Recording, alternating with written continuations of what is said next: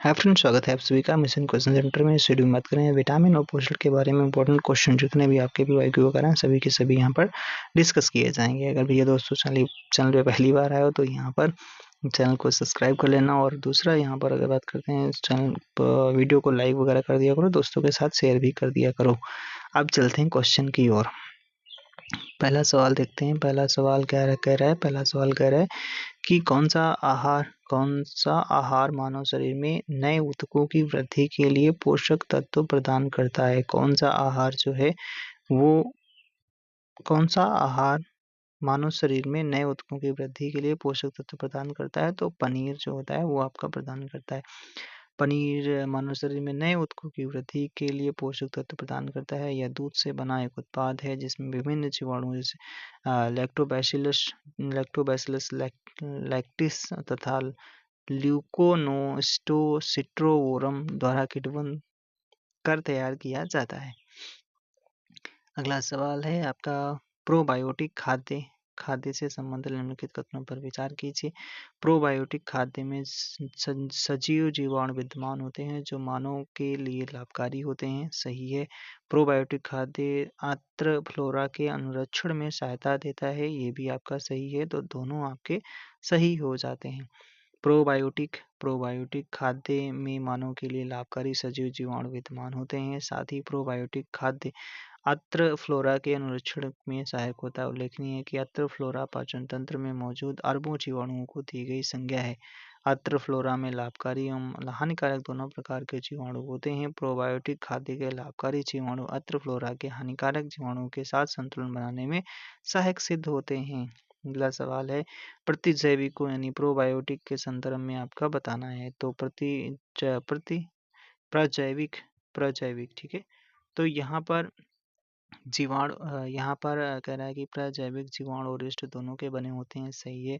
प्रजैविकों में जीव खाए जाने वाले खाद्य में होते हैं किंतु वे नैसर्गिक रूप से हमारी आहार नली में नहीं पाए जाते हैं। गलत है। प्रजैविक दुग्ध शर्कराओं के पाचन में सहायक होते हैं, ये आपका सही पॉइंट है। तो 1 और 3 सही है। प्रजैविक ऐसे सूक्ष्म जीव हैं जिनका सेवन मानव शरीर हेतु लाभदायक होता है। प्रजैविकों में मुख्यतः जीवाणु यीस्ट सम्मिलित होते हैं। उल्लेखनीय है कि खाने के अलावा इन प्रजैविक का लेप भी मानव शरीर के हेतु लाभप्रद होता है। प्रजैविकों में पाए जाने वाले सूक्ष्म जीव नैसर्गिक रूप से हमारे शरीर के आंतरिक भागों में भी पाए जाते हैं, जिसमें आहार नली प्रमुख है। अच्छा, आहार नली में भी पाया जाता है। ये प्रजैविक दुग्ध में पाई जाने वाले लैक्टोज के हाइड्रोलिसिस को भी बढ़ाते हैं और इस तरह दुग्ध शर्कराओं के पाचन में सहायक सिद्ध होते हैं।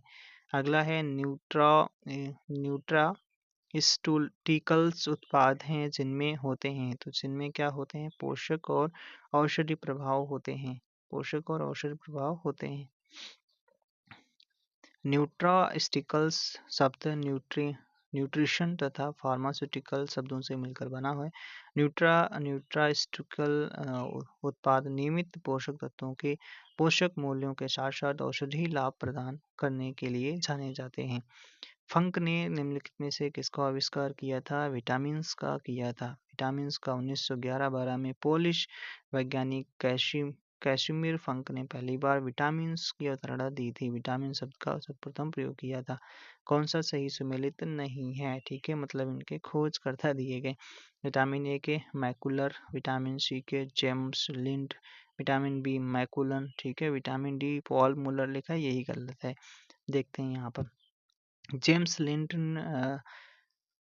ने 1747 में बताया कि खट्टे फलों के प्रयोग से स्कर्वी रोग से बचाया जा सकता है। खट्टे फलों में विटामिन सी पाया जाता है। पॉम मूलर ने विटामिन डी से संबंधित नहीं है। ये डीडीटी के कीटनाशक गुणों की खोज व मलेरिया एवं पीत ज्वर जैसे वेक्टर रोकथामों की उपयोगिता के लिए जाने जाते हैं। विटामिन ए और बी की खोज एल्मर मैकुलम द्वारा की गई है और आपका ए और बी मैकुलम नाम दिया गया है, त्रुटिपूर्ण है। ठीक है, तो यहाँ पर क्या समझ में आता है? विटामिन ए और बी की खोज आपका मैकुलम ने की है। ठीक है, और यहाँ से अगर बात की जाती है जो अभी दिए गए थे पॉम मूलर, ये डीडीटी के कीटनाशक गुणों से संबंधित हैं, खोज करी थी। और जो जेम्स लिंड हैं ये आपका विटामिन सी से संबंधित हो जाते हैं। विटामिन्स क्या होते हैं? तो विटामिन्स आपके कार्बनिक यौगिक होते हैं। कार्बनिक विटामिन्स जटिल कार्बनिक यौगिक होते हैं जो शरीर में उपापचयी क्रियाओं में उत्प्रेरकों की क्रियाओं का नियंत्रण करते हैं। जंतुओं को अधिकांशतः विटामिन फूड फूड से ही प्राप्त होते हैं क्योंकि इनका संश्लेषण पादप करते हैं। अब तक 20 प्रकार के विटामिन्स ज्ञात हो चुके हैं जिनमें दो प्रमुख प्रकार के होते हैं, जल में घुलनशील और वसा में घुलनशील होते हैं। कौन से निम्नलिखित में से यौगिकों के किस समूह को सहायक आहार कहा जाता है? सहायक आहार कारक कहा जाता है तो विटामिन्स को ही कहा जाता है। विटामिन एक ऐसा यौगिक है जो सहायक आहार कारक भी कहते हैं। इस विचार को स्पष्ट करने वाले पहले वैज्ञानिक आपके कौन थे? हॉपकिंस थे। कौन? गोलैंड हॉपकिंस थे। कथन और कारण वाला देखते हैं तो अधिकांश विटामिन आपका मानव शरीर में संश्लेषित नहीं होते हैं। मानव अंग केवल अनिवार्य सूक्ष्म पोषकों का ही संश्लेषण करते हैं। तो आपका क्या हो जाता है? ए वाला तो सही है लेकिन आपका आर वाला गलत हो जाता है। अधिकांश विटामिन मानव शरीर में संश्लेषित नहीं किए जाते हैं और उन्हें पर्याप्त मात्रा में भोजन द्वारा ग्रहण किए जाने की आवश्यकता होती है। मानव शरीर विटामिन डी, विटामिन के, विटामिन B12 का संश्लेषण कर सकता है। किसका? डी का, के का, विटामिन B12 का। मानव शरीर हेतु आवश्यक अधिकांश विटामिन, खनिज, आहारी घटकों को शरीर स्वयं पर्याप्त मात्रा में निर्मित नहीं कर सकता। उन्हें अनिवार्य सूक्ष्म पोषक तत्व कहते हैं। अगला सवाल क्या देखते हैं? अगला सवाल कह रहा है कि मानव शरीर अपने लिए सभी विटामिन का संश्लेषण कर लेता है। गलत है। शरीर के उचित विकास के लिए विटामिन अनिवार्य होते हैं। कारण आपका सही है। तो आपका इसका उत्तर हो जाता है कौन सा? डी वाला सही है। शरीर के उचित विकास के लिए विटामिन अनिवार्य होते हैं। इनकी कमी से हीनता रोग होता है, होने की संभावना बढ़ जाती है। मानव शरीर में सभी विटामिन का संश्लेषण नहीं होता है। हालांकि कुछ विटामिन जैसे डी, के, B12 आदि मानव शरीर में संश्लेषित होते हैं। विटामिन के बारे में कौन सा सही नहीं है? निगेटिव पूछा गया है। कुछ विटामिन आंतरिक सूक्ष्म जीवों द्वारा संश्लेषित किए जाते हैं। हाँ, किए जाते हैं। कुछ विटामिन हार्मोन की तरह काम करते हैं। हाँ, करते हैं। कुछ विटामिन शरीर में जमा होते हैं। विटामिन के जल में घुलनशील विटामिन है तो गलत हो जाता है। ये आपका वसा में घुलनशील विटामिन है। जैसे जल में केवल आपका बी और सी विटामिन घुलनशील है, जबकि विटामिन एडेक्स जो है ADE के आपका फैट में घुलनशील हो जाते हैं। कौन से आपके वसा में घुलनशील हैं? तो एडेक वाली हैं। ठीक है। कौन सी? ए और डी हो जाती हैं। ADE के होते हैं। अगला सवाल कौन सा जल में घुलनशील है? बी और सी। ठीक है, बी और सी। देखो क्या दे रखे हैं, दो ऑप्शन। जल में घुलनशील विटामिन है तो आपका बी और सी होते हैं। ओके। अगला सवाल कह रहा है कौन सा विटामिन पानी में घुलनशील? बी और सी होते हैं। कुछ विटामिन वसा में घुलनशील जबकि अन्य जल में घुलनशील होते हैं। जल में घुलनशील कौन? बी और सी होते हैं। जीवधारियों को कम से कम 27 तत्वों की आवश्यकता होती है। जिनमें 15 धातुएं होती हैं जो प्रभुत मात्रा में आवश्यक होती हैं। वे होती हैं कौन सी? Potassium, sodium, magnesium, calcium. ठीक है, ये होते हैं आवश्यक होती हैं। कौन कौन? आपका पोटेशियम और सोडियम, मैग्नीशियम, कैल्शियम आवश्यक होती हैं। जीवधारुओं में जो होते हैं ये आपका यहाँ पर लिखे हैं। Potassium, sodium, magnesium, calcium, sulphur, chlorine इत्यादि की आवश्यकता प्रभुत मात्रा में होती है। इन तत्वों को दीर्घ मात्रा पोषक तत्व यानी माइक्रोन्यूट्रिएंट्स एलिमेंट्स कहते हैं, जबकि लघु मात्रा पोषक तत्व माइक्रोन्यूट्रिएंट्स की आवश्यकता जीवों को सूक्ष्म मात्रा में होती है। सेब का हृदय रोगियों के लिए विशेष महत्व है क्योंकि ये बड़े स्रोत हैं। किसके होते हैं? तो ये केवल पोटेशियम के होते हैं इसलिए सेब का हृदय रोगियों के लिए विशेष महत्व होता है। इसके सेवन से कोलेस्ट्रॉल घटता है। सेब में पाया जाने वाला एंटीऑक्सीडेंट रक्त वाहिकाओं में पाए जाने वाले वसा से सुरक्षा प्रदान करता है। सेब में पर्याप्त खनिज तत्व पाए जाते हैं जिनमें पोटेशियम महत्वपूर्ण है जो हृदय की धड़कन को नियंत्रित करता है, उच्च रक्तचाप को बनाए रखता है। कौन? पोटेशियम। किस में पाया जाता है? सेब में। आहार में नियमित रूप से ताजे फल और सब्जियां ग्रहण करना वांछनीय है। ये ऑक्सीकरण रोधी तत्वों के अच्छे स्रोत होते हैं। ऑक्सीकरण रोधी तत्व व्यक्ति के स्वस्थ बने रहने और दीर्घायु होने में किस प्रकार सहायक सिद्ध होते हैं? तो ये शरीर में उपापचय के उपोत्पाद के रूप में उत्पन्न मुक्त मूलकों को निष्क्रिय बनाते हैं, इसलिए आपका ये सलाह दी जाती है। चलिए देखते हैं। प्रति ऑक्सीकारक या प्रति उपापचय वे यौगिक हैं जो अल्प मात्रा में दूसरे पदार्थों में मिला देने से वायुमंडल में ऑक्सीजन के साथ उनकी अभिक्रिया का विरोध हो जाता है। ऑक्सीकरण एक रासायनिक अभिक्रिया है जिसमें इलेक्ट्रॉनों का स्थानांतरण किसी पदार्थ से ऑक्सीकारक एजेंट में होता है। ऑक्सीकरण अपक्रिया के फलस्वरूप मुक्त मूलक उत्पन्न हो सकते हैं जिनके द्वारा कोशिकाओं को क्षति पहुंचाने वाली श्रृंखला अभिक्रिया आरंभ हो जाती है। प्रति ऑक्सीकारक पदार्थ स्वयं ऑक्सीकृत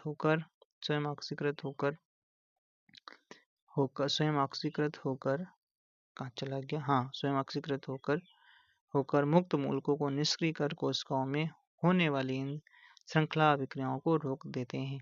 मानव तंत्र में प्रतिऑक्सीकारकों का कार्य क्या होता है, तो ये मुक्त मूलकों के प्रभाव से कोशिकाओं को बचाते हैं। सी वाला उत्तर सही हो जाता है। ऑक्सीकरण अभिक्रिया से मुक्त मूलक उत्पन्न होते हैं जिनके द्वारा कोशिकाओं को क्षति पहुंचाने वाली श्रृंखला अभिक्रिया आरंभ हो जाती है। प्रति ऑक्सीकारक पदार्थ स्वयं इन मुक्त मूलकों से ऑक्सीकृत हो जाते हैं जिससे श्रृंखला अभिक्रिया को तोड़ने में मदद मिलती है। अगला सवाल है, निम्नलिखित सब्जियों में सर्वाधिक विटामिन सी पाया जाता है। किस में पाया जाता है? मिर्च में पाया जाता है। ठीक है, कुम्हड़े में, मूली में, मटर में। अच्छा, आगे बात करते हैं। विटामिन जो खट्टे फलों में पाया जाता है, चर्म को स्वस्थ रखने में जरूरी होता है, तो आपका विटामिन जो सी होता है खट्टे फलों में पाया जाता है। साइट्रिक एसिड पाया जाता है, जैसे नींबू, संतरा, आंवला इत्यादि में पाया जाता है। जल में घुलनशील एक विटामिन होता है जो कि चर्म को स्वस्थ रखने, दांतों के डेंटिन के निर्माण, कोलेजन तंतुओं के निर्माण इत्यादि में कार्य करता है। इस शरीर में इसकी कमी होने से स्कर्वी रोग हो जाता है। विटामिन सी का मुख्य स्रोत क्या होता है, तो आपका होता है कच्चे व ताजे फल होते हैं। दूध में मुख्य रूप से vitamin A, vitamin B12, vitamin D, vitamin के उपस्थित होते हैं। दालों में मुख्यतः प्रोटीन प्रचुर मात्रा में होती है। घी में फैट होती है। विटामिन सी खट्टे फलों में पाई जाती है। विटामिन सी का सबसे अच्छा स्रोत कौन सा? आंवला होता है। विटामिन सी का आपका रासायनिक नाम एस्कॉर्बिक एसिड होता है। सर्वाधिक आपका आंवला में पाया जाता है। खट्टे फलों जैसे नींबू, संतरा, मौसमी आदि में प्रचुर मात्रा में मिलता है। इसका प्रमुख कार्य ऊतकों में कोशिकाओं को परस्पर बांधे रखने वाले अंतर कोशिकाओं पदार्थ के मैट्रिक्स, कोलेजन तंतुओं तथा दांतों के डेंटिन के निर्माण में सहायक अवस्था में बनाए रखने का है। यह जल में घुलनशील होता है। इसकी कमी से शरीर में स्कर्वी रोग होता है जिसके प्रभाव से घाव नहीं बढ़ते हैं। विटामिन सी का सबसे अच्छा स्रोत कौन सा है? आंवला होता है। कौन सा? आंवला होता है। सेब में क्या मिलेगा भैया? पोटेशियम मिलेगा सबसे ज्यादा। गाजर में विटामिन ए पाया जाता है, बीटा कैरोटीन पदार्थ होता है। विटामिन सी की मात्रा सर्वाधिक होती है, किसमें होती है? संतरा में होती है। विटामिन सी का रासायनिक नाम एस्कॉर्बिक एसिड होता है। ठीक है, विटामिन सी का सर्वाधिक प्रचुर स्रोत कौन सा? संतरा होता है। ठीक है, घाव भरने के लिए कौन सा जिम्मेदार? विटामिन सी जिम्मेदार होती है। किसके अवशोषण में विटामिन सी मदद करता है? तो आपका लौह के अवशोषण में विटामिन सी मदद करता है। कैल्शियम तथा मैग्नीशियम के साथ विटामिन डी ग्रहण करने पर यह विटामिन कैल्शियम, मैग्नीशियम, अन्य खनिजों के अवशोषण की दर में वृद्धि करता है। इस तरह विटामिन सी लौह अवशोषण में सहायक होता है। कौन सा शरीर में भंडारित नहीं किया जा सकता है? बी और सी भंडारित नहीं किया जा सकता है। सी जो है जल में विलेय होता है। यह शीघ्र ही मूत्र के साथ उत्सर्जित हो जाता है, हमारे शरीर में संचित नहीं रह जाता है। किस विटामिन की कमी से खून का थक्का धीरे बनने की बीमारी होता है? तो आपका विटामिन के होता है। विटामिन के की कमी से शरीर में खून का थक्का धीरे बनने की बीमारी होती है। इस विटामिन को रुधिस्राव रोधी पदार्थ कहते हैं। ठीक है, इसकी कमी वाले व्यक्तियों को ऑपरेशन आसानी से नहीं किया जा सकता है क्योंकि अधिक रुधिर बह जाने का डर बना रहता है। कौन सा विटामिन मनुष्य में रक्त के जमने के लिए जिम्मेदार होता है? विटामिन आपका के जो है रक्त के जमने में जिम्मेदार होता है। रक्त का थक्का बनने में किस विटामिन का? विटामिन के जिम्मेदार होता है। दूसरा वाला ऑप्शन सही है। रुधिर स्कंदन में कौन सा? तो विटामिन के जिम्मेदार होता है। चलिए भाई साहब आगे देखते हैं। जो विटामिन रक्त का थक्का जमने विटामिन के जिम्मेदार होता है? कौन सा विटामिन प्रतिस्कंदन विषों के प्रतिविष प्रतिकारक के रूप में प्रयोग किया जाता है? विटामिन के ही होता है। तो अगला सवाल, क्या आंत के जीवाणुओं द्वारा निम्नलिखित में से क्या आंत के जीवाणुओं द्वारा संश्लेषित होता है? तो विटामिन B12 और कौन सा विटामिन के जो होता है, दोनों होते हैं।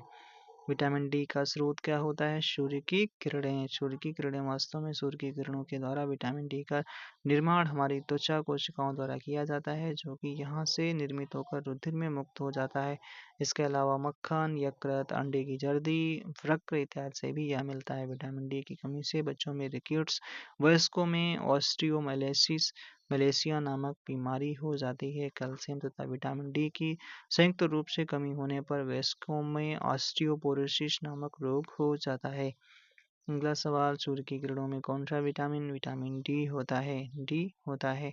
कौन सा विटामिन सूर्य की किरणों में विटामिन डी लगा दो सीधे सीधे। अगला सवाल, विटामिन डी की अल्पता से होता है रोग कौन सा? आपका आपका होता है रिकेट्स और ऑस्टियोपोरोसिस दोनों होते हैं। कौन सा आपका विटामिन डी जो है, डी आपका इसका वैज्ञानिक नाम कैल्सीफेरॉल होता है। विटामिन डी का होता है कैल्सीफेरॉल। सी का स्कॉर्बिक एसिड, ए का रेटिनॉल होता है, बी का थायमीन होता है। किस विटामिन को अर्गो कैल्सीफेरॉल डी को ही बोला जाता है, D2 को बोला जाता है। किसको? यह D2 को बोला जाता है, अर्गो कैल्सीफेरॉल कहा जाता है। अगले सवाल पे और चलते हैं। अगला सवाल, डी टू को अर्गो कैल्सीफेरॉल जबकि D3 को कोले कैल्सीफेरॉल और D2 विटामिन डी का यह प्रकार है जो मुख्यतः भोजन आहार अनुपूरक के रूप में मनुष्यों में प्राप्त होता है। मुख्य रूप में भोजन में यह मक्खन, मशरूम, दूध, पनीर, मांस, अंडे की जर्दी, मछली के तेल आदि में मिलता है। इसकी कमी से बच्चों में सूखा एवं रिकेट्स रोग होता है। कोले कैल्सीफेरॉल जो आपका विटामिन D3 को बोला जाता है, विटामिन डी यहाँ पर लिखा है, सही उत्तर हो जाता है। ठीक है, आगे बात करते हैं। यह सूर्य के प्रकाश की पराबैंगनी किरणों के प्रभाव से अर्गोस्ट्रॉल नामक पदार्थ से इष्ट कोशिकाएं अर्गोस्ट्रॉल का संश्लेषण करती हैं। निम्नलिखित में से किस विटामिन को हार्मोन विटामिन कहा जाता है? डी को ही कहा जाता है। विटामिन डी को हार्मोन विटामिन कहा जाता है। इसके सर्जन में कैल्सीफेरॉल पाया जाता है। जंतुओं में दो सक्रिय विटामिन डी होते हैं, एक होता है कोले कैल्सीफेरॉल, एक होता है अर्गो कैल्सीफेरॉल। कोले कैल्सीफेरॉल का संश्लेषण स्वयं जंतु शरीर में होता है, किंतु इसकी प्रक्रिया जटिल होती है। अर्गो कैल्सीफेरॉल का संश्लेषण सूर्य प्रकाश की पराबैंगनी किरणों के प्रभाव से अर्गोस्टेरॉल नामक पदार्थ से इष्ट कोशिकाएं करती हैं। ठीक है भाई साहब, अब कह रहा है कौन सा सही सुमेलित नहीं है, तो नियासिन पेलाग्रा होता है, थायमीन बेरी रोग होता है, डी से सूखा रोग होता है, विटामिन के से ये भैया बंध्यापन नहीं होता है, विटामिन के से रुधिर का थक्का नहीं जमता है। ठीक है, रतौंधी कितनी बार पूछा गया? विटामिन ए की कमी से रतौंधी रोग होता है, विटामिन ए आपका की कमी से होता है। ठीक है, अगला सवाल, मानव शरीर में विटामिन ए संचित होता है कहाँ पर? लीवर में होता है, लीवर में होता है। सबसे ज़्यादा विटामिन ए किस में मिलेगा? आपका गाजर में, दूध में, मक्खन में, अंडा में, मछली के तेल में इत्यादि में मिलेगा। अगला सवाल, विटामिन ई भंडारित होता है कहाँ पर? लीवर में होता है, यकृत में होता है। विटामिन ए की मात्रा अधिक है किसमें? गाजर में होती है। बीटा कैरोटीन नामक पदार्थ होता है। यह विटामिन नेत्र ज्योति के लिए आवश्यक पोषक तत्व है। पालक में मुख्यतः लौह तत्व पाया जाता है। रक्त में हीमोग्लोबिन पाया जाता है। ऑक्सीजन का परिवहन करने का काम होता है। अगला सवाल, कौन सा एक विटामिन ए का प्रचुर स्रोत है? तो आपका इनमें से कौन सा हो जाता है? आम हो जाता है, इनमें से आम। विटामिन ई का महत्वपूर्ण स्रोत इनमें से कौन सा है? विटामिन ई का जो होता है गेहूं, अंकुर का तेल। अच्छा, मानव शरीर को स्वस्थ बनाए रखने के लिए जिन विटामिन्स नो की ज़रूरत पड़ती है उनमें से सबसे महत्वपूर्ण विटामिन में से विटामिन ए है, जो कि एंटीऑक्सीडेंट के रूप में मानव शरीर में कोशिकाओं को सामान्य रूप से कार्य करने में सहायता प्रदान करती है। विटामिन ई वसा में घुलनशील विटामिन है, जो कि गेहूं के अंकुर के तेल में सबसे अधिक पाया जाता है।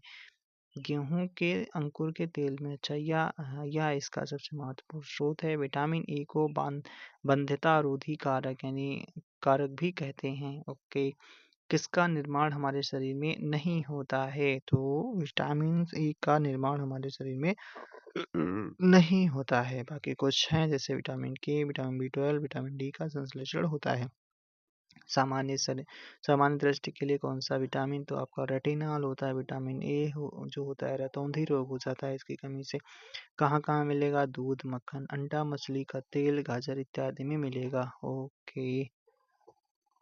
विटामिन ए स्टोर कहाँ होता है, लीवर में होता है। ठीक है, लीवर सबसे ज़्यादा विटामिन ए किस में मिलता है, गाजर में मिलता है। गाजर में कौन सा पदार्थ होता है, बीटा कैरोटीन होता है। ओके।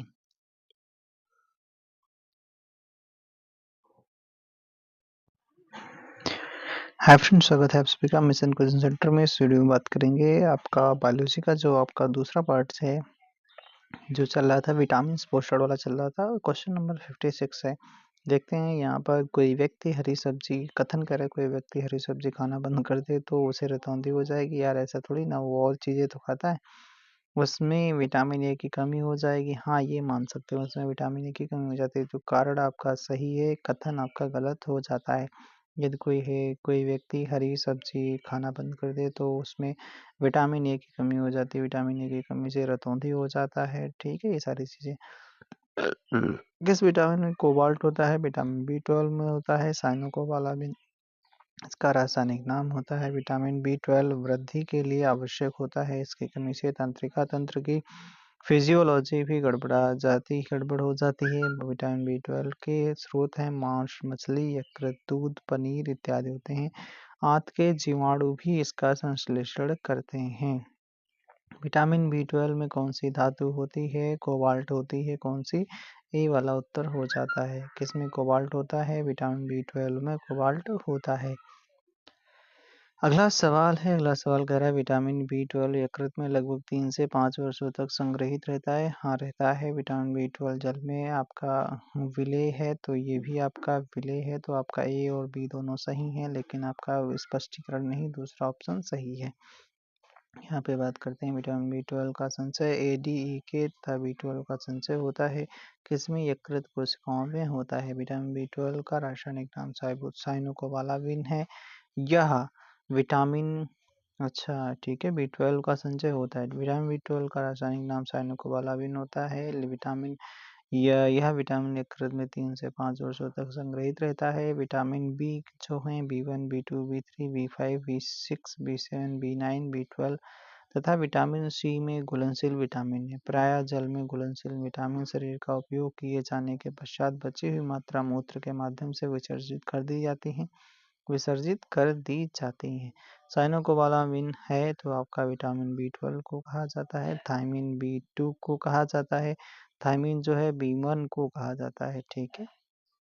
हाँ, थायमिन बी 1 का रासायनिक नाम है, जिसे फंक ने चावल की छीलन से पृथक किया था, किंतु विशुद्ध रूप से इसे विलियम्स ने पृथक किया। इस विटामिन की कमी से शरीर में बेरी-बेरी रोग हो जाता है। विटामिन सी का रासायनिक नाम एस्कॉर्बिक एसिड होता है। बी 2 तथा बी 6 के रासायनिक नाम बी 2 का होता है राइबोफ्लाविन होता है। बी 6 का आपका पायरिडॉक्सिन होता है।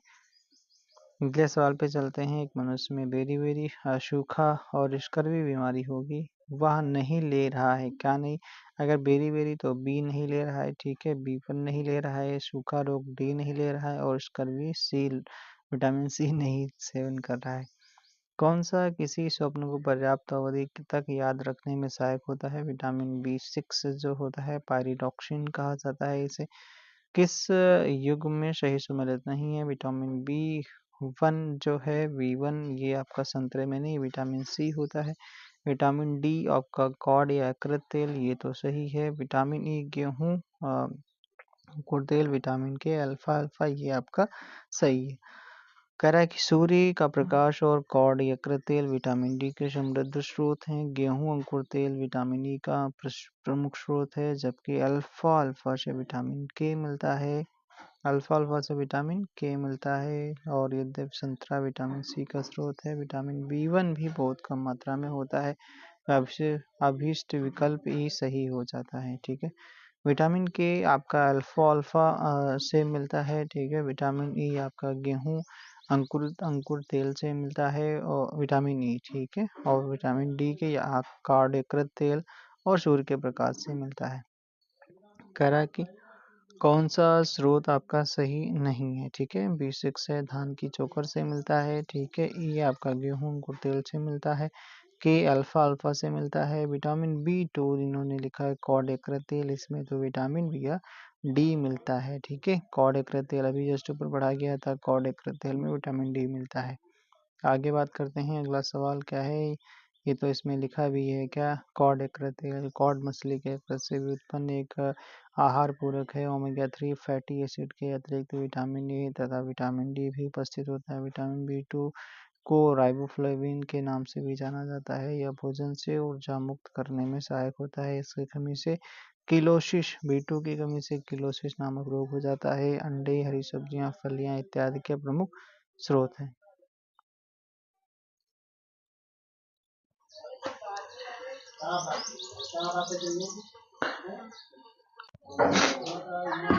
विटामिन ए पूछ रहा है कर कौन सा सही सम्मिलित आपका नहीं है। ठीक है, विटामिन ए आपका संतरा, अरे भाई साहब इसमें विटामिन सी होता है। ठीक है, नींबू में विटामिन सी, ये तो सही है। विटामिन डी कॉड मछली का तेल। विटामिन B6 धान, B6 वाले धान से, धान का चोकर से मिलता है। ठीक है, चलिए आगे बात करते हैं। अगला कह रहा है कि सही सम्मिलित करना है। ठीक है, तो यहाँ पर कॉड यकृत तेल है, विटामिन डी हो जाता है। ठीक है, विटामिन सी आपका नींबू में मिलेगा। विटामिन के कहाँ पे मिलेगा?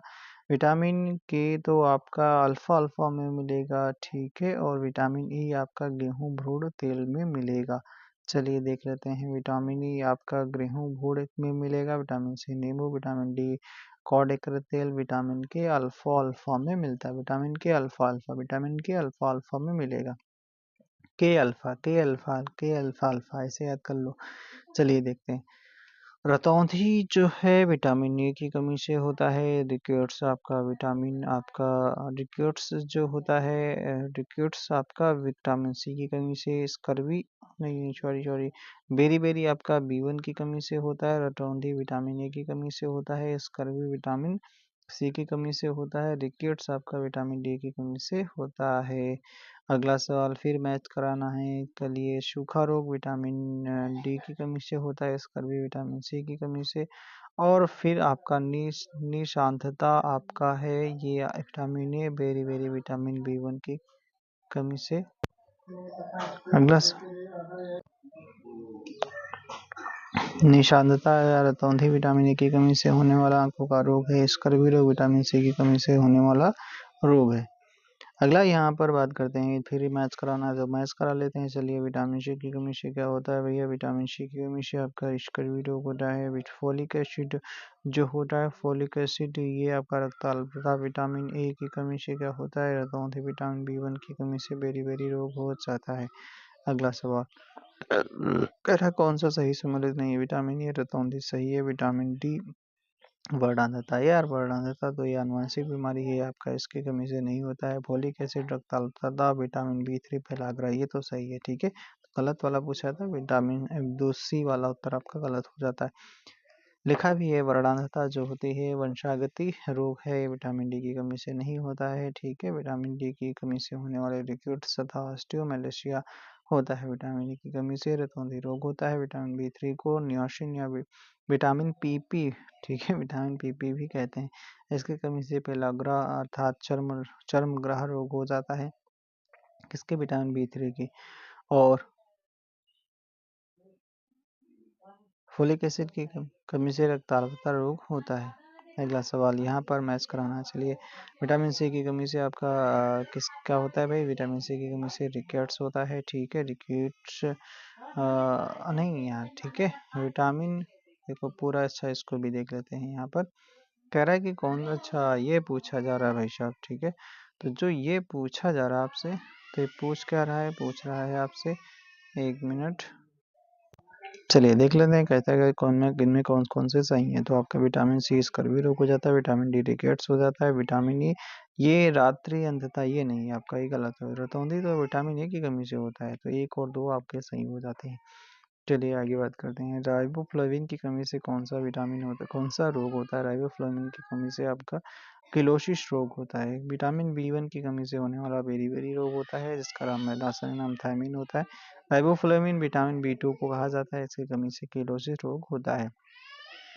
चलिए आगे फिर कह रहा है कि इनमें से कमी से होने वाला कौन सा सही सम्मिलित नहीं है। ठीक है, कैल्सिफेरॉल आपका अस्थि रुग्णता मतलब हड्डियों से संबंधित है। नियासिन आपका पेलाग्रा रोग विटामिन B3 को बोला जाता है। कोबालामिन विटामिन B12 को, जिसे संघातिक रक्ताल्पता, ये तो सही है। राइबोफ्लाविन बेरी बेरी ये गलत लिखा है। ठीक है, राइबोफ्लाविन की कमी से जस्ट अभी पढ़ा गया था क्या, वो ये राइबोफ्लाविन की कमी से कौन सा रोग होता है, किलोसिस रोग हो जाता है। ये बेरी बेरी B1 की कमी से होता है। चलिए आगे बात करते हैं। अगला सवाल कौन सा, अगला सवाल कह रहा है विटामिन डी, कह रहा है कि कौन सा सही सुमेलित नहीं है। ठीक है, ओके, तो विटामिन डी सुखंडी रोग हो जाता है, हाँ हो जाता है। विटामिन सी मसूड़ों में खून आना हो जाता है। विटामिन ए गठिया रोग, ये गलत है। ठीक है, गठिया ये रोग नहीं होता है। विटामिन ए की कमी से आपका भैया रतौंधी रोग होता है। विटामिन B1 की कमी से बेरी बेरी रोग हो जाता है।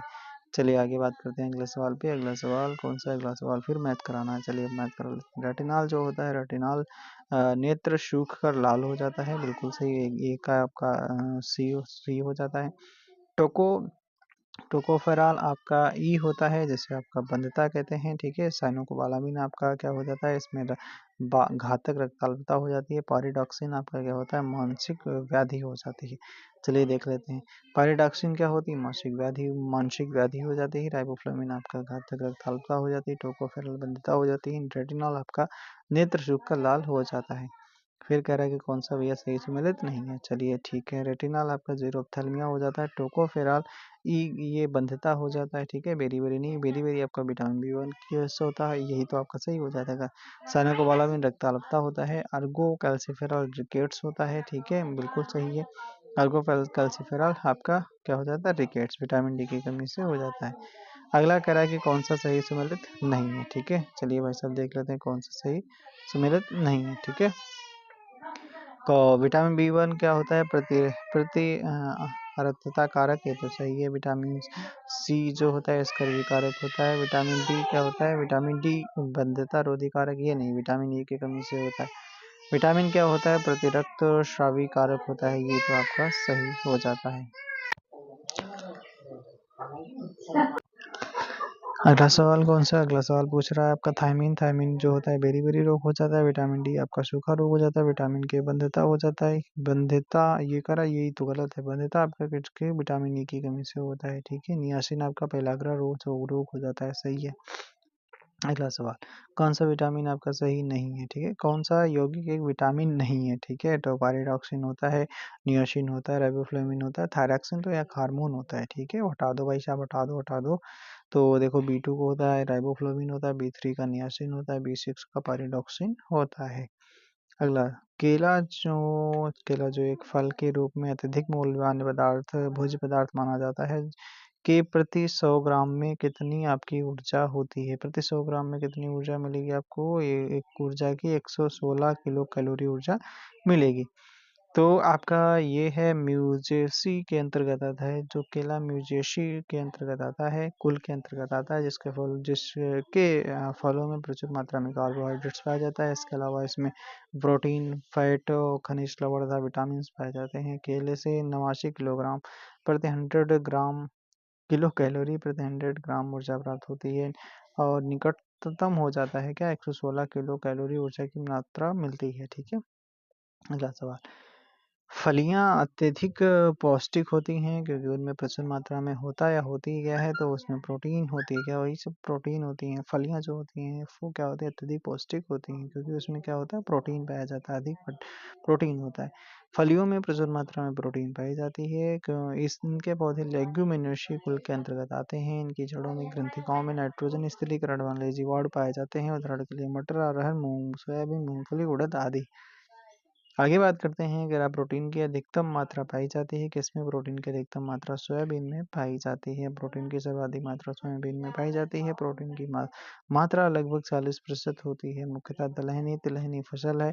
यह मुख्यतः दलहनी तिलहनी फसल होती है। सोयाबीन से दूध तैयार किया जाता है, ओ भैया, जो गाय के दूध के समकक्ष होता है। मध्य प्रदेश सोयाबीन उत्पादक प्रमुख राज्य माना जाता है। सर्वाधिक प्रोटीन पाई जाती है किसमें, सोयाबीन में पाई जाती है।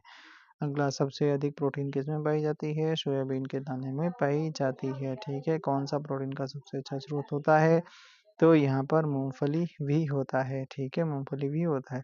प्रोटीन व फैट दोनों की प्रचुर मात्रा किसमें होती है? मूँगफली में होती है, जिसे क्या कहते हैं? Time pass. अरे भैया ऐसे बोलते हैं, ठीक है? मूँगफली में प्रोटीन, फैट और वसा शर्करा पाई जाती है। मूँगफली में प्रोटीन की मात्रा मांस की तुलना में 1.5 गुना, अंडे से 2.5 गुना तथा फलों से 8 गुना। ओह भैया! मूँगफली इसका मतलब खाना चाहिए। मूँगफली में प्रोटीन की मात्रा मांस की तुलना में 1.3 गुना, अंडों से 2.5 गुना तथा फलों से 8 गुना होती है। 100 ग्राम कच्ची मूँगफली में 1 लीटर दूध के बराबर प्रोटीन होती है। यानी कि आप क्या करो, 100 ग्राम कच्ची मूँगफली खा लो, तो क्या मिल जाएगा? 1 लीटर दूध के बराबर प्रोटीन मिलेगी। तो मूँगफली में प्रोटीन 25.3% तथा फैट जो होती है 48.1% पाई जाती है। कौन सा मुख्यतः कार्बोहाइड्रेट है? तो कार्बोहाइड्रेट में से कौन सा हो जाता है? चावल हो जाता है, चावल हो जाता है। चावल क्या होता है? कार्बोहाइड्रेट होता है। चावल कार्बोहाइड्रेट का मुख्य स्रोत है। 100 ग्राम पके हुए चावल में लगभग 25.5 कार्बोहाइड्रेट की मात्रा होती है। तो इसको भी एक बार ध्यान रखना कि 2.5 गुना, अंडे से 2.5 गुना ज़्यादा और फलों से 8 गुना ज़्यादा प्रोटीन मिलती है, ठीक है, मूंगफली से। ओ भैया, ठीक है। आगे बात करते हैं प्रोटीन की प्रचुर। हाँ, यहाँ पर ये क्या बता रहे थे? चावल में लगभग 80 कैलोरी कार्बोहाइड्रेट से अधिक से आती है, ठीक है। चावल में 90% कैलोरी कार्बोहाइड्रेट से आती है। चावल साधारणतः खाद्य पदार्थों की सुरक्षा में तुलना में अधिक विटामिन, खनिज और फाइबर प्राप्त करते हैं। प्रोटीन की प्रचुरता प्राप्त वाले खाद्य पदार्थों में उपस्थित अमीनो अम्ल टायरोसिन के बारे में कौन सा कथन सही नहीं है, ठीक है। तो देखते हैं, यह ऊर्जा के स्तर को बढ़ाने में सहायता करता है या भावात्मक और पर्यावरणीय दबावों का सामना दम करता कर सकता है या उदासी से लड़ सकता है, सही, या बुढ़ापे के लिए उत्तरदायी मुक्त मुल्कों के विरुद्ध रक्षा करता है, ये गलत हो जाता है, ठीक है। आप चलिए इसका देखते हैं थोड़ा एक्सप्लेनेशन। टायरोसिन एक ऐसा अमीनो अम्ल है जिसका कार्य मस्तिष्क में एड्रीनलिन, नॉर एड्रीनलिन और डोपामाइन तथा आदि न्यूरोट्रांसमीटर्स का निर्माण करना है। इसकी कमी से होने से व्यक्ति स्वयं को दुखी और सुस्त महसूस करता है। टायरोसिन से शारीरिक सतर्कता और ऊर्जा को बढ़ाने में मदद मिलती है। गेहूं में रोटी बनाने के गुणों को प्रभावित करने वाला पदार्थ कौन सा है? ग्लूटीन हो जाता है। कौन सा?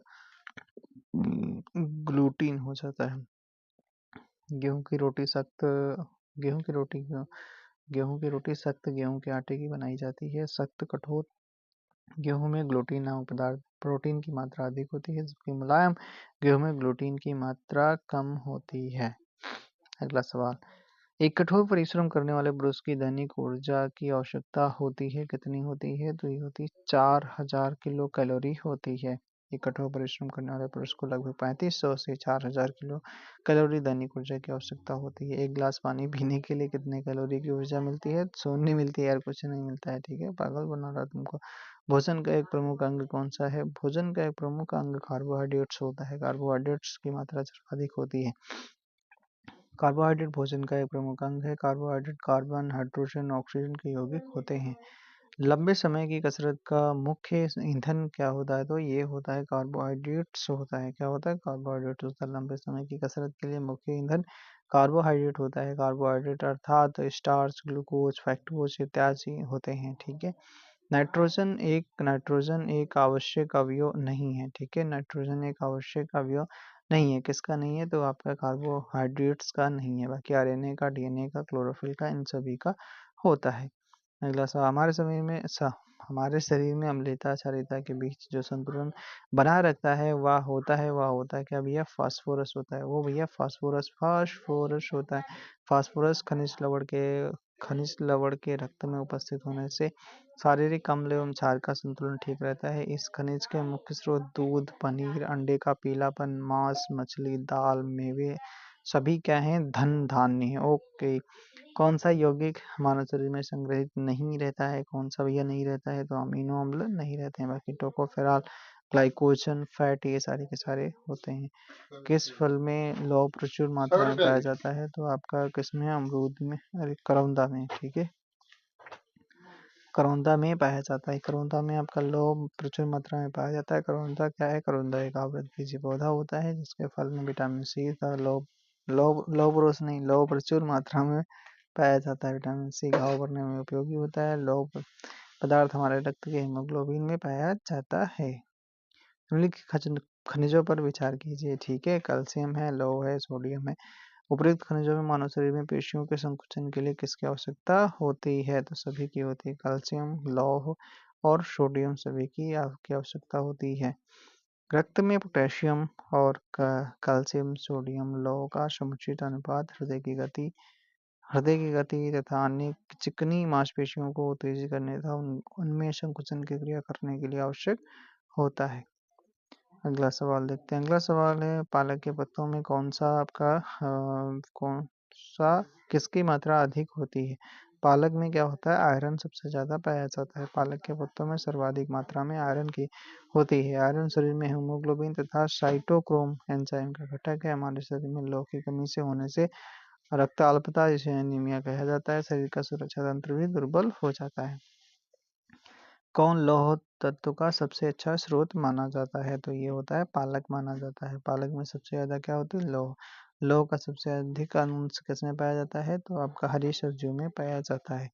लौह का सर्वाधिक अंश हरी सब्जियों में, ग्रीन वेजिटेबल्स में पाया जाता है। इसके अलावा मांस, अंडा, फलियां, अनाज भी इसके प्रमुख स्रोत हैं। यह हीमोग्लोबिन तथा साइटोक्रोम एंजाइम का घटक है। शरीर में इसकी कमी से होने वाला एनीमिया रोग हो जाता है। किसकी कमी से? लौह। बासमती चावल के दाने पकाने पर लंबे हो जाते हैं क्योंकि उनमें बहुल्य मात्रा होती है। किसकी? एमाइलेज की होती है। एमाइलेज की मात्रा होती है, इसलिए वो क्या होते हैं? बासमती चावल के दाने पकाने पर लंबे हो जाते हैं। चावल में दो प्रकार के स्टार्च पाए जाते हैं। एक होता है एमाइलेज, एक होता है एमाइलोज होता है, एक होता है एमाइलोपेक्टिन होता है। सामान्यतः चावल की लंबे दाने वाली किस्मों जैसे बासमती में एमाइलेज अधिक पाया जाता है। मध्यम तथा छोटे दाने वाली चावल की किस्मों में एमाइलोपेक्टिन अधिक मात्रा में पाया जाता है। किसकी उपस्थिति के कारण दूध में मिठास आ जाती है? तो ये होता है लैक्टोज की वजह से दूध में मिठास आ जाती है। लैक्टोज क्या होता है? एक प्राकृतिक शर्करा होती है, या डाइसैकेराइड शुगर है, या गैलेक्टोज तथा ग्लूकोज से व्युत्पन्न होता है। इसकी हल्की मिठास का कारण होता है। दूध में विद्यमान सैकेराइड्स कौन सा है? तो लैक्टोज होता है। कौन सा? ये आपका डाइसैकेराइड्स होता है। दूध किस बैक्टीरिया के कारण खराब हो जाता है? तो लैक्टोबैसिलस बैक्टीरिया के कारण खराब हो जाता है। दूध लैक्टोबैसिलस बैक्टीरिया के कारण खराब तथा खट्टा हो जाता है, या एक महत्वपूर्ण जीवाणु होता है जो कि पाचक नाल में पाया जाता है। मिल्क शुगर को लैक्टिक एसिड में बदल देते हैं, जिसके कारण दूध खट्टा हो जाता है। दूध से दही, छाछ, पनीर निर्माण का कार्य लैक्टोबैसिलस बैक्टीरिया के द्वारा किया जाता है। इसके अलावा ये जीवाणु शरीर में कोलेस्ट्रॉल को सामान्य बनाए रखने में सहायता करते हैं। अच्छा, ठीक है। और जीवाणु प्रोकैरियोटिक कोशिकाओं वाले सूक्ष्म किस्म के जीव हैं जिनमें आपका इंसिपिएंट न्यूक्लियस पाया जाता है, अविकसित केंद्रक पाया जाता है।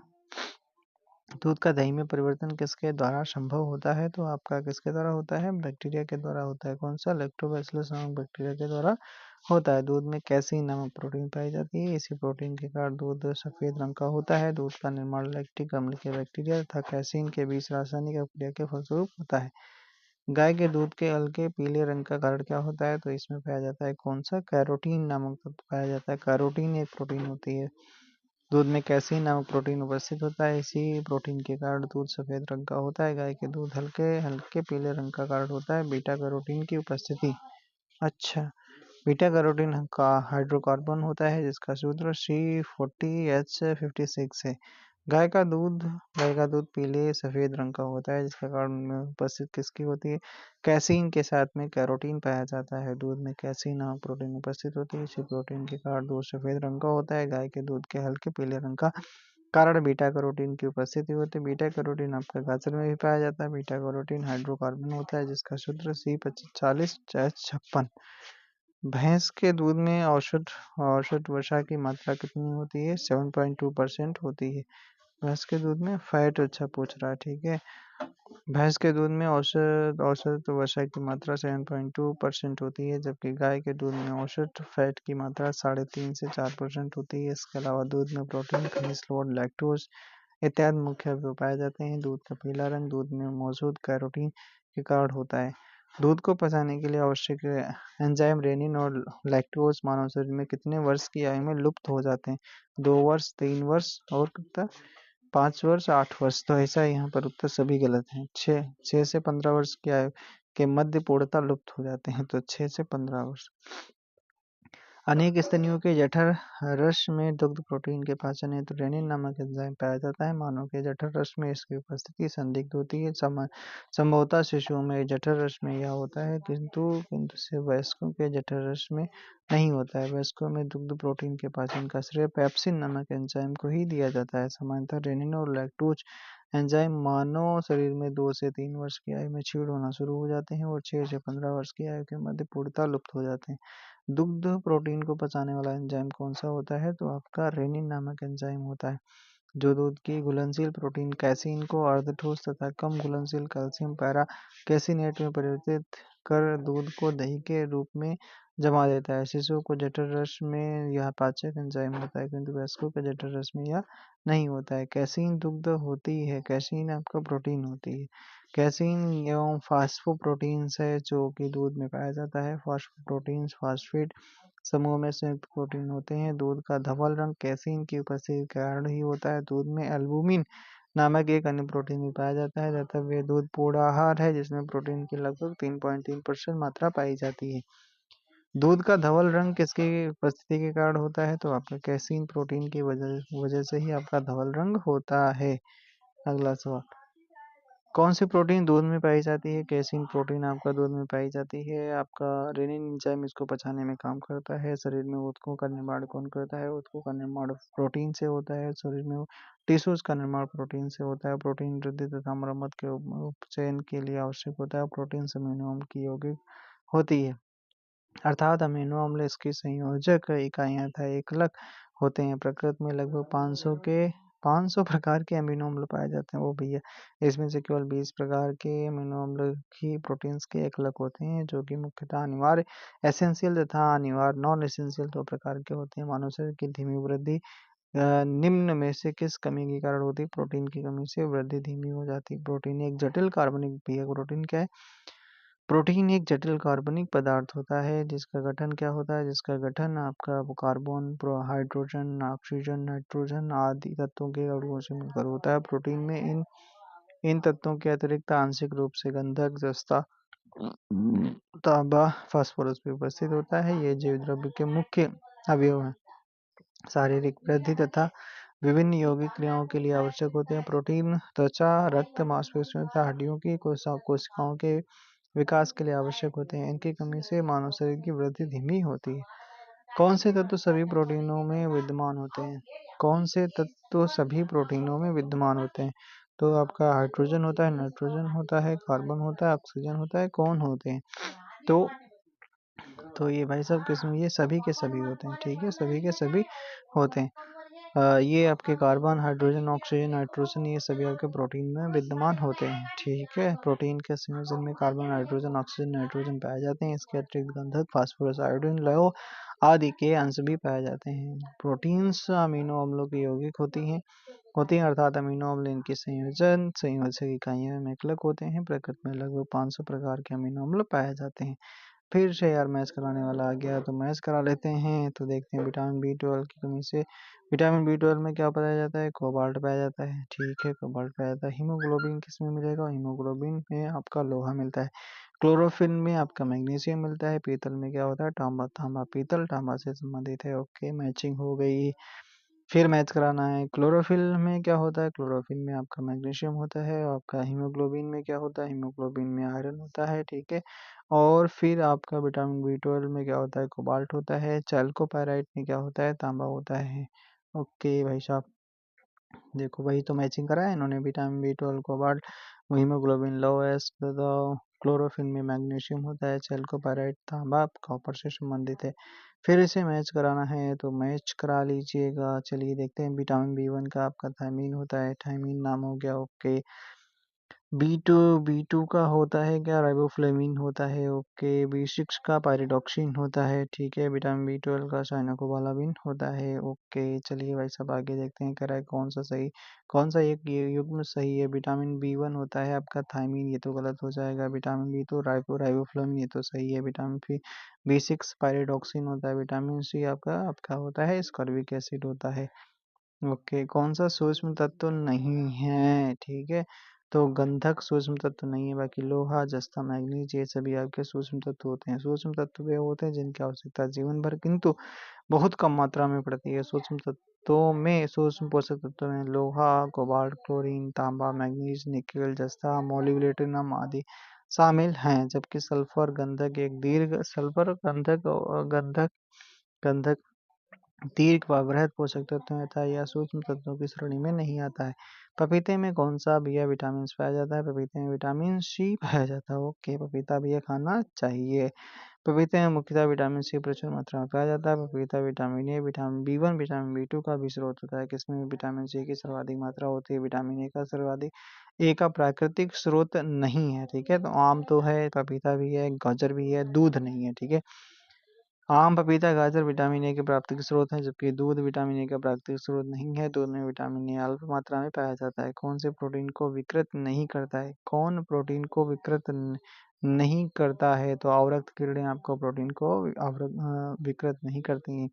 ऊष्मा एक्स किरणें भारी धातु, लवण आदि प्रोटीन को विकृत करते हैं, जबकि अवरक्त अवरक्त किरणें प्रोटीन को विकृत नहीं करती हैं। तरुण तथा वृद्ध व्यक्तियों में प्रोटीन की आवश्यकताएं जो होती हैं वृद्धों में उच्चतर तथा तरुणों में न्यूनतर होती हैं, ठीक है। वृद्धों में उच्चतर होंगी और आपका तरुणों में न्यूनतर होती हैं।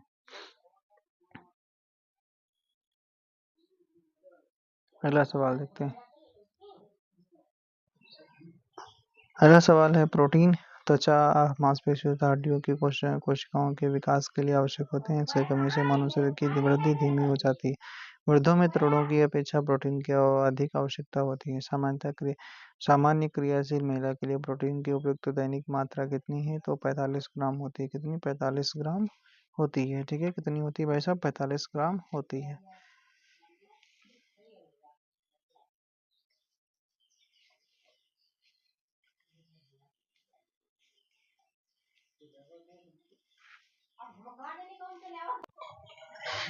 अगला सवाल है, दूध पिलाने वाली माँ को प्रतिदिन, क्या यहाँ पर क्या था भैया? सामान्य क्रियाशील महिला के लिए प्रोटीन की उपयुक्त दैनिक मात्रा कितनी होती है? 45 ग्राम होती है, 45 ग्राम होती है। तो यहाँ पर अगर बात करते हैं, ठीक है, अगले सवाल की बात करते हैं, दूध पिलाने वाली माँ को प्रतिदिन आहार में कितने ग्राम प्रोटीन की आवश्यकता होती है? तो 70 ग्राम प्रोटीन की आवश्यकता हो। दूध पिलाने वाली माँ को प्रतिदिन कुल आहार का 10% से 15% भाग प्रोटीन की आवश्यकता होती है। यह मात्रा प्रतिदिन 65 ग्राम से 70 ग्राम होती है। कौन सा कथन सही नहीं है? ठीक है, दूध में कोई भी विटामिन नहीं पाया जा रहा है, ये तो गलत है। तो पहले वाला गलत हो गया। दूसरा कह रहा है विटामिन ए के अभाव के कारण त्वचा शुष्क तथा सल्की हो जाती है, तो सही तो है। जोड़ों में पीड़ा होना स्कर्वी के लक्षणों में से एक है। विटामिन बी1 के अभाव से हृदयाघात हो सकता है, हाँ तो सही है। अगला सवाल, प्रश्नगत कथन सही है, अन्य ठीक है, ओके। माँ का दूध नवजात नवजात नवजात को लगभग संपूर्ण आहार प्रदान करता है, किंतु इसमें निम्नलिखित का अभाव होता है। किसका अभाव होता है? लौह का अभाव होगा, लौह का अभाव होता है। माँ का दूध नवजात को लगभग संपूर्ण आहार प्रदान करता है, किंतु इसमें लौह पोषक तत्वों का अभाव होता है। दुग्ध श्रावण के आरंभिक कुछ दिनों तक दूध को निकलता है, उसे प्रथम स्तन्य या खीस कहते हैं। इसमें कई प्रकार के प्रतिरक्षी तत्व समाहित होते हैं जो नवजात शिशु में प्रतिरोधी क्षमता उत्पन्न करने के लिए अति आवश्यक होते हैं। कोलेस्ट्रम तथा अथवा खीस में शिशु के बेहतर स्वास्थ्य के लिए zinc, calcium, vitamin A, B6, B12, potassium, magnesium आदि प्रचुर मात्रा में होता है। बोतल का दूध पीने वाले बच्चों की तुलना में माँ का दूध पीने वाले बच्चों में कौन से लक्षण होते हैं? वह कम मोटा होता है, वह तो सही है। उसमें रोगों का प्रतिरोध करने की क्षमता अधिक होती है, सही है। उससे विटामिन और प्रोटीन अधिक मिलते हैं, सही है। उसकी लंबाई में असामान्य वृद्धि होती है, ये गलत हो जाता है, ठीक है। माँ का दूध बोतल के दूध की अपेक्षा कहीं अधिक गुणकारी होता है, क्योंकि इसमें जहाँ एक और बच्चे से अधिक विटामिन और प्रोटीन की प्राप्ति होती है। हाँ, बच्चे को विटामिन और प्रोटीन की प्राप्ति होती है, वहीं दूसरी ओर बच्चे में रोग का प्रतिरोध करने की क्षमता भी अधिक होती है। लैक्टोज जिसमें दुग्ध शर्करा कहते हैं कि सर्वाधिक मात्रा माता के दुग्ध में होती है। माँ के दूध से बच्चे की लंबाई में असामान्य वृद्धि नहीं होती। दूध में प्रोटीन और कार्बोहाइड्रेट के अतिरिक्त पोषकदायक अन्य तत्वों में सम्मिलित होते हैं। तो प्रोटीन के और कार्बोहाइड्रेट के अलावा क्या होते हैं, कैल्शियम और पोटेशियम भी होते हैं। कैल्शियम और पोटेशियम भी होते हैं, ठीक है। दूध में लगभग 87% जल पाया जाता है। इसके अलावा इसमें वसा, प्रोटीन, कार्बोहाइड्रेट, कैल्शियम का प्रोटीन, पोटेशियम इत्यादि भी पाए जाते हैं। दूध को पूर्ण आहार कहा जाता है, जो कि सभी अवस्थाओं के लिए सर्वमान्य होता है। दूध किसका घटिया स्रोत है? तो दूध किसका घटिया स्रोत है? कैल्शियम का, पोटेशियम, प्रोटीन का और किसका? विटामिन सी का और कार्बोहाइड्रेट। तो विटामिन सी का घटिया स्रोत होता है। इसमें कैल्शियम, प्रोटीन, कार्बोहाइड्रेट प्रचुर मात्रा में होता है। स्टार्च एक क्या है? तो स्टार्च एक पॉलीसेकेराइड से आपका है। क्या है? स्टार्च एक पॉलीसेकेराइड कार्बोहाइड्रेट है। इसका निर्माण ग्लूकोज मोनोसेकेराइड्स की इकाइयों की एक बड़ी संख्या के आपस में ग्लाइकोसिडिक बंधों द्वारा जुड़ने के कारण होता है। पादपों के बीच में फलियों में स्टार्च माइलोपेप्टिन के रूप में उपस्थित होता है। स्टार्च और सेलुलोज के बारे में कौन से कथन सही नहीं है? ठीक है, दोनों का वनस्पति उद्भव हुआ है तो सही है। दोनों बहुलक हैं, सही है। आयोडीन के साथ दोनों रंग प्रदान करते हैं, ये गलत है। दोनों ग्लूकोज अणु से निर्मित होते हैं, ये तो सही है। स्टार्च तथा सेलुलोज दोनों का वानस्पतिक उद्भव है। दोनों गुण अणु या बहुलक अर्थात पॉलीमर्स हैं। दोनों ग्लूकोज अणु से निर्मित होते हैं। स्टार्च आयोडीन के साथ नीला काला रंग होता है, जबकि सेलुलोज इस घोल में रंग नहीं प्रदान करता है। मंड पौधों में संचित भोजन का सबसे अधिक महत्वपूर्ण कार्य है, जबकि सेलुलोज पौधों की कोशिका भित्ति में पाया जाता है। किससे कुपोषण होता है? अतिपोषण से, अल्पपोषण से, असंतुलित पोषण से? तो आपका 1, 2, 3 तीनों सही है। ज़्यादा खाओगे तब भी हो जाएगा, कम खाओगे तब भी हो जाएगा, और अगर अनियमित रूप से खाओगे तब भी हो जाता है। कथनों पर विचार कीजिए। चलिए विचार करते हैं, ठीक है।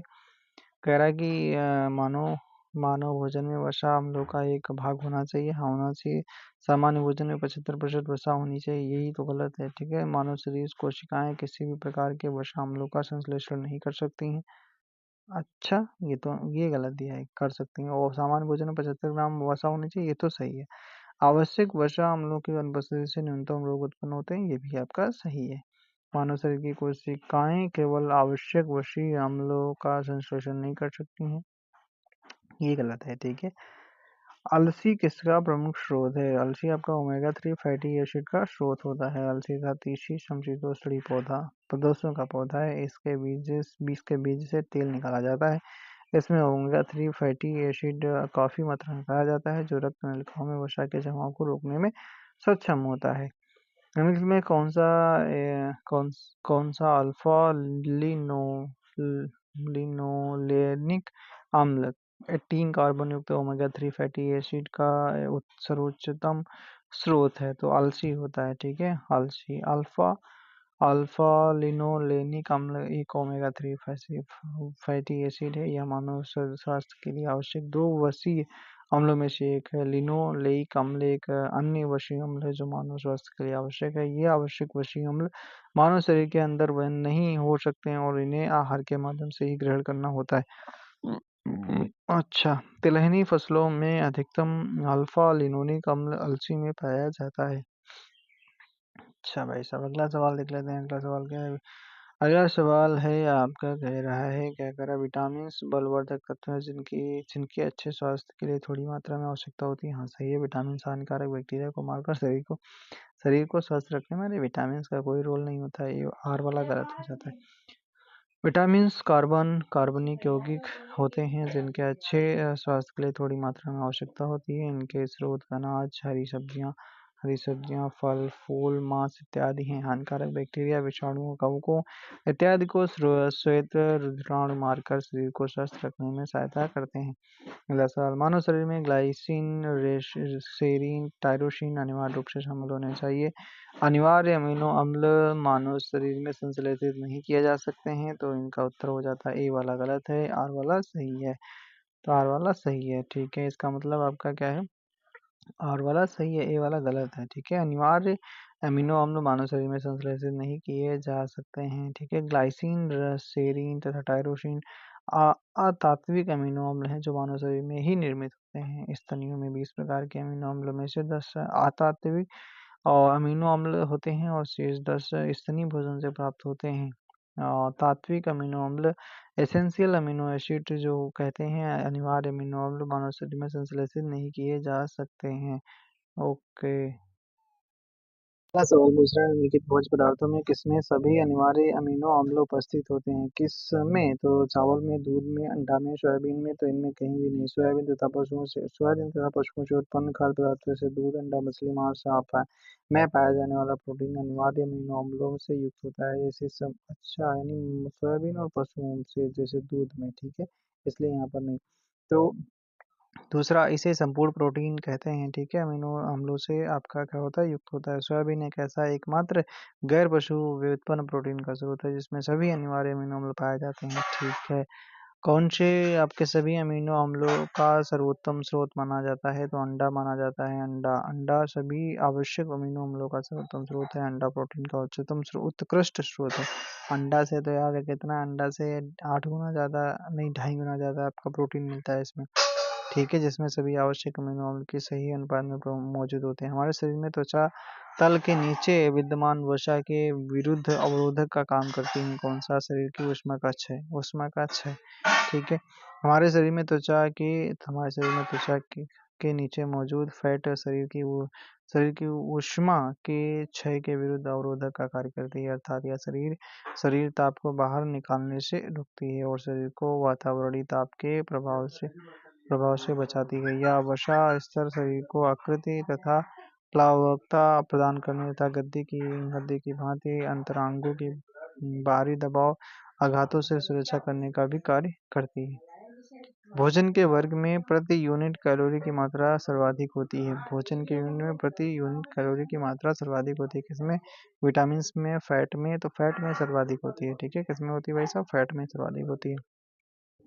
भोजन के वर्ग में वसा में प्रति यूनिट कैलोरी की मात्रा सर्वाधिक होती है क्योंकि इनमें ऑक्सीजन कम होने के कारण इनका ऑक्सीकरण अधिक होता है। यह एक कार्बोहाइड्रेट या प्रोटीन के उपापचय से 4 किलो कैलोरी जबकि एक फैट से 9.3 किलो कैलोरी ऊर्जा प्राप्त होती है। किंतु जंतु एवं वनस्पति दोनों हैं। वसा के स्रोत जंतु एवं वनस्पति दोनों होते हैं। निम्नलिखित में से किसके उपापचयी प्रक्रम से अधिकतम ऊर्जा मिलती है? तो आपका फैट यानी वसा। ठीक है, वसा के उपापचयी प्रक्रम से अधिकतम ऊर्जा मिलती है। 1 ग्राम वसा के पूर्ण ऑक्सीकरण से 9.3 किलो कैलोरी ऊर्जा मिलती है। सामान्यतः एक वयस्क व्यक्ति को 20 से 30% ऊर्जा वसा से प्राप्त होनी चाहिए। 1 ग्राम ग्लूकोज या प्रोटीन के पूर्ण ऑक्सीकरण से 4 किलो कैलोरी ऊर्जा प्राप्त होती है। ठीक है, अगला है, कौन सा आहार मनुष्य के शरीर को अधिकतम ऊर्जा प्रदान करता है? तो आपका कार्बोहाइड्रेट, फैट, प्रोटीन। सी वाला उत्तर सही हो जाता है। अधिकांश प्राणियों के जीवित पदार्थ का लगभग 80% पदार्थ किसका होता है? तो प्रोटीन का बना होता है। प्राणियों के जीवित पदार्थों में सर्वाधिक मात्रा में जल अकार्बनिक पदार्थ पाया जाता है, किंतु कार्बनिक पदार्थों में सर्वाधिक प्रोटीन पाया जाता है। प्रोटीन सभी जीवित कोशिकाओं में मौजूद होता है। ठीक है, अगला सवाल कुछ बचा। चिकित्सक परामर्श देते हैं कि हमें अपना भोजन वनस्पति घी की अपेक्षा तेल में बनाना चाहिए क्योंकि क्या है, तेल में असंतृप्त वसाएं हैं, इसलिए डॉक्टर वनस्पति घी की बजाय शोधित पादप तेलों, रिफाइंड वेजिटेबल ऑयल के उपयोग से भोजन के पकाने का परामर्श देते हैं क्योंकि इसमें असंतृप्त वसाएं पाई जाती हैं। ये संतृप्त वसाओं तथा वनस्पति घी से कम हानिकारक होते हैं। अगला सवाल पूछा जा रहा है कि आपका ये कथन और कार्ड वाला उत्तर है, तो देख लेते हैं। सूरजमुखी का तेल एक अच्छी गुणवत्ता का खाद्य तेल है। इसमें असंतृप्त वसा अम्लों की अधिक मात्रा पाई जाती है, तो सही है। ओके, दोनों सही है। सूरजमुखी एक एस्टरेशी कुल के अंतर्गत आता है। यह आवृतबीजी पौधा है जिसका उपयोग तेल बनाने में किया जाता है। इसका तेल एक अच्छी गुणवत्ता का खाद्य तेल है क्योंकि इसमें असंतृप्त वसा अम्लों की अधिकता होती है। असंतृप्त वसा अम्ल मानव के लिए एक अच्छा पोषक तत्व माना जाता है। कौन सा वनस्पति तेल हृदय रोगियों के लिए उपयुक्त होता है? तो सूरजमुखी का तेल हृदय रोगियों के लिए उपयुक्त होता है। ठीक है, क्योंकि इसमें फैट की बहुत मात्रा कम बहुत ही कम मात्रा होती है। सूरजमुखी एस्टेरेसी कुल के अंतर्गत आता है। यह एक आवृतबीजी पौधा है। इसका उपयोग तेल बनाने में किया जाता है। असंतृप्त वसा संतृप्त वसाओं की तुलना में अधिक अवक्रियाशील होते हैं। तो आपका ये तो उत्तर आपका क्या हो जाएगा? सही हो जाएगा। असंतृप्त वसाओं की संरचना में केवल एक आबंध होता है, गलत है, ठीक है। असंतृप्त वसाओं की तुलना में अधिक अवक्रियाशील होते हैं क्योंकि इनके अणुओं में किन्हीं कार्बन परमाणु के बाहर दोहरे बंध होते हैं, ठीक है, जिनके कारण सदैव तनाव रहता है। तनाव के कारण अनेक रोगात्मक योग योगात्मक अवक्रियाएं संपन्न होती हैं। संतृप्त वसाओं में दोहरे बंध वाले वसा अम्ल नहीं होते हैं, अतः ये जाड़ों में ठोस या अर्ध ठोस हो जाती हैं। अधिकांश जंतु वसाएं संतृप्त होती हैं, जबकि पादप वसाएं असंतृप्त होती हैं, जिनसे वनस्पति की हाइड्रोजन को अलग से मिलाकर तैयार की जाती है। अन्य अन्य पशुओं के मांस की तुलना में मछली का उपभोग स्वास्थ्यकर माना जाता है क्योंकि मछली में होता है क्या? बहुअसंतृप्त वसा अम्ल होता है। बहुअसंतृप्त वसा अम्ल में अपघटन की दर काफी तीव्र होती है, जिसके कारण संवहनी क्रिया में ऑक्सीजन के अधिक अणु ग्रहण कर लिए जाते हैं, जिसके परिणामस्वरूप मनुष्य में संवहनी क्रिया बढ़ जाती है। मछली में पाई जाने वाली वसा सबसे अधिक असंतृप्त वसा अम्ल पाया जाता है, जो कि मानव के लिए काफी अच्छा पोषक तत्व है। मानव स्वास्थ्य के लिए ट्रांस वसा सामान्यतः हानिकारक समझा जाता है क्योंकि यह स्तर कम करता है किसका? HDL का स्तर कम करता है। HDL क्या होता है? तो हाई डेंसिटी लाइपोप्रोटीन, ठीक है। ट्रांस वसा मानव स्वास्थ्य के लिए खतरनाक है क्योंकि यह अच्छे HDL का स्तर कम करता है और हानिप्रद LDL लो डेंसिटी लिपोप्रोटीन का स्तर बढ़ाता है।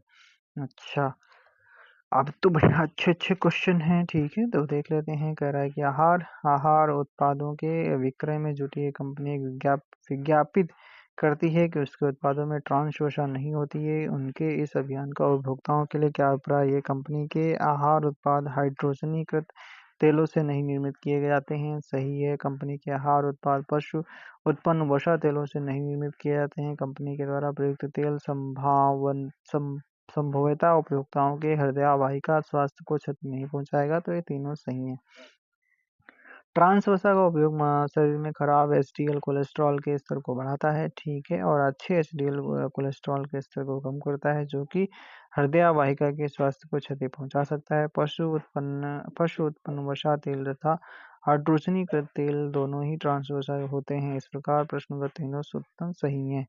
कोलेस्ट्रॉल निम्नलिखित में से क्या है? कोलेस्ट्रॉल एक स्टेरॉइड्स होता है। क्या स्टेरॉइड होता है? कोलेस्ट्रॉल एक प्रकार का स्टेरॉइड है या लिपिड का एक प्रकार होता है। कोलेस्ट्रॉल मोम जैसा पदार्थ होता है या वसा का ही रूप है, यानी फैट का ही रूप है, जो लीवर में पैदा होता है। शरीर के सभी सही ढंग से काम करने के लिए कोलेस्ट्रॉल बहुत जरूरी है। शरीर में कोलेस्ट्रॉल की अधिकता से हृदय की धमनियों में रक्त प्रवाह में बाधा पड़ता है, जिससे हृदयाघात हो जाता है।